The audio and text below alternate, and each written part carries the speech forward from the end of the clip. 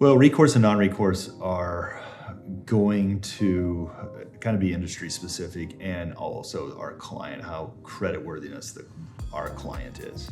So recourse, the fees might be a little bit smaller. The reserve is going to be a little bit larger because our client ultimately is the one that has to pay for it if there is a chargeback.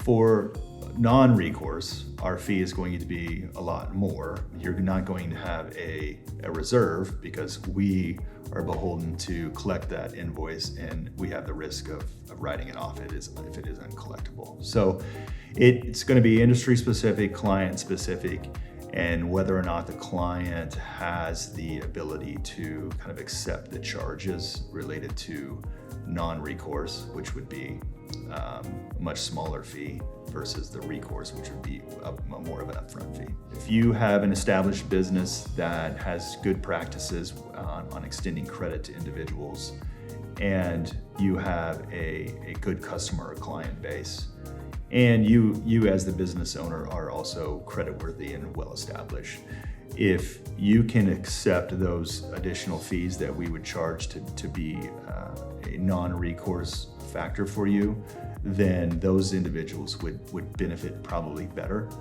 The customer that might be kind of starting out, that they need is kind of more cash flow and upfront cash flow, or they might not be well established.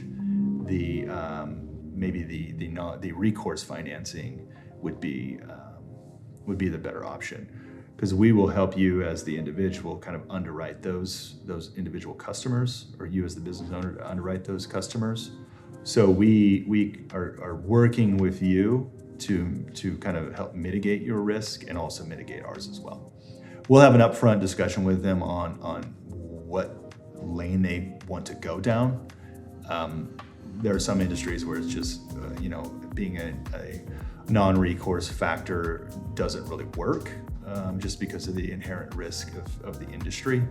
But we would talk to them about those variables that we talked about earlier in establishing kind of what that fee would be and whether or not they could accept or kind of accept that fee, I guess, going forward. We as a factor generally don't like the non-recourse side because there's kind of a disenfranchisement or a kind of a disconnect between us and our client, where our client can abandon, if they want to, abandon their best practices on accepting, clients and customers, and kind of put that burden and risk on us. So with regards to the recourse side, we're kind of lockstep with each other, meaning that if you make a bad decision with regards to your client and they are just not a good client and we have to charge back, we kind of have that kind of hand in glove approach to credit risk and those kind of things.